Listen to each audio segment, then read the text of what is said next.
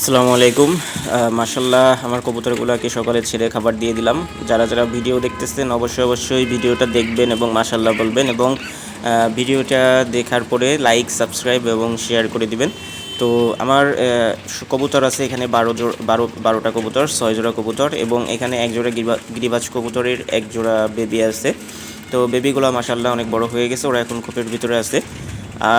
আর ২টা কবুতর আছে, যেটা হচ্ছে সিরাজি এবং গিরিবাজ কবুতর। ওদের হচ্ছে ঘাড়ের টালের যে রোগটা হয়, ওই রোগের কারণে ওদেরকে আলাদা করে রাখা হয়েছে এবং একটা মুরগি আছে, মুরগিটাকেও আলাদাভাবে খোপে রাখা হয়েছে।